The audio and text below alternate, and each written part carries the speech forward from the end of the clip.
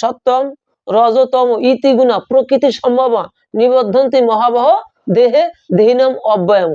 এই যে তিনটে গুণ, এই তিনটে গুণই কি করে দেহিকে এই দেহের মধ্যে আটকায় রাখে, এই গুণের দ্বারাই আটকা থাকে। এখন এই গুণগুলো আবার বললেন কি, এই তিনটে গুণ হলো শত রজ তম। এখন এই শত রজতম এই তিনটে গুণের এটা গুণ কেমন, এটা কিন্তু অ্যাবস্ট্রাক্ট জিনিস, মানে এটা ধরা যায় না, ছোঁয়া যায় না, কিন্তু অনুভবটা করা যায়। তাই এখন সত্য গুণটা কেমন সেইটা ভগবান বললেন যে তত্র সত্যং নির্মলাত্মা প্রকাশ অনয়ন জ্ঞান সঙ্গেন অনগ সুখ সঙ্গেন বদ্ধতি জ্ঞান সঙ্গেন অনগ। বলে যে এই সত্য গুণ হচ্ছে নির্মল এবং পরিষ্কার, এবং এই সত্য গুণ যে লাভ করে সে হয় অনগ, মানে কি নিষ্পাপ। অনগ শব্দের অর্থ নিষ্পাপ। তাহলে সত্য গুণটা হচ্ছে নির্মল এবং পরিষ্কার। এই জ্ঞান লাভ করলে কি হয়, মানুষের অন্তর শুদ্ধ হয়, পরিষ্কার হয়, পবিত্র হয়।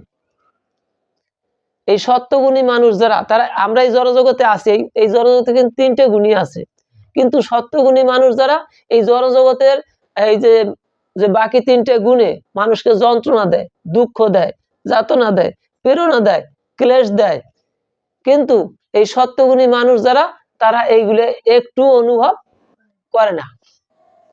এই পৃথিবীতে মানুষের দুঃখ আছে, যন্ত্রণা আছে, জ্বালা আছে, কিন্তু সত্যগুণী মানুষ যে সত্যগুণটা লাভ করছে, সে এই সমস্ত কিছু এর দ্বারা সে একটুও কি হয় না, বিচলিত হয় না, এবং এগুলো সে অনুভব করে না। সত্যগুণ লাভ করলে এই সুবিধাটা আছে যে সত্যগুণী হইলে আপনার এই জড়জগতে যত দুঃখ আসুক, যন্ত্রণা আসুক, আপনার কাছে কিচ্ছু হবে না, ওগুলো আপনাকে বিরক্ত করতে পারবে না, আপনার অনুভূতি তো ওটা লাগবে না। এখন এটা হলো একটা সুসংবাদ। আবার একটা দুঃসংবাদও আছে। হরে কৃষ্ণ। আলোর পাশাপাশি অন্ধকারও থাকে।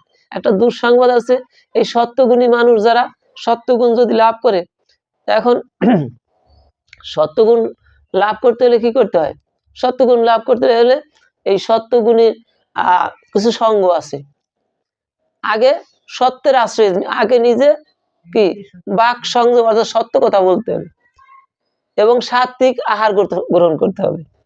সত্য কথা বলতে হবে, সাত্বিক আহার গ্রহণ করতে হবে, সৎ চিন্তার মাঝে থাকতে হবে, সৎ কর্মের মাঝে থাকতে হবে। তাহলে কি হবে, এই সত্য গুণটা দেহের মধ্যে প্রকাশ পাই যাবে, প্রবল হয়ে দাঁড়াবে। এবং সাধু সঙ্গ করতে হবে, সৎসঙ্গ করতে হবে।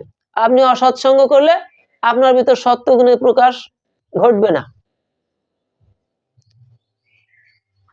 এখন ওই সত্যগুণী মানুষ যখন এই সৎ পথে চলে, সাধু সঙ্গ করে, সে ভগবানের সেবা আদি দেয়, এই সমস্ত ক্রিয়াকর্ম করতে করতে এক সময় যদি কোনো সময় তার ভিতরে কোনো সময় অহমিকাটা জাগে, সাত্বিক আহার গ্রহণ করলো, তাহলে আমার একটা বিশেষত্ব আছে, আমি নিরামিষ খাই, সাত্বিক আহার ঠার করি, আমি মালা তিলক করি, আমি সাধুর বেশ পোশাক সব ঠিক আছে, আমি ভগবানের সেবা দিই, এই যে এইটা যদি তার ভিতর কাজ করে কখনো, বলে নিজেকে কোনো সময় যদি সে শ্রেষ্ঠ মনে করে, নিজেকে যদি শ্রেষ্ঠ মনে করে, তাহলে কি হবে,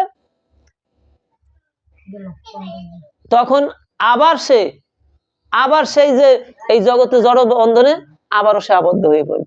জড়গুণী সত্যগুণী মানুষ কিন্তু মুক্ত, সত্যগুণী মানুষের কোনো বন্ধন হবে না, তার এই বন্ধন দশা থেকে ভগবান তাদেরকে, অর্থাৎ তার কর্মই তাকে মুক্তি দান করেছে।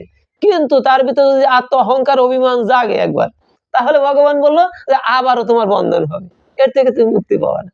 এই জন্য তুমি সত্যগুণী আশ্রয় করছো, সৎসঙ্গ করছো, সাধুসঙ্গ করছো, ভগবানের সেবা দিচ্ছ, এই তোমার ভিতর যেন এইটা কখনো ভুলক্রমেও না জাগে, আমার চাইতে শ্রেষ্ঠ জগতে কেউ নাই, আমি শ্রেষ্ঠ, জগতে যা আছে সব নিকৃষ্ট, আমি যে কর্ম করি আমারটাই উত্তম, জগতে আর সবার কর্মটা উত্তম নহে, আমার সমতুল্য নহে। এই ভাব তোমার ভিতর থাকলে তাহলে তোমাকে এই সত্যগুণ লাভ করেও তোমার কোনো বেনিফিট আসবে না, আবার তোমাকে ওই বন্ধন দশায় আবার আবদ্ধ হয়ে যেতে হবে।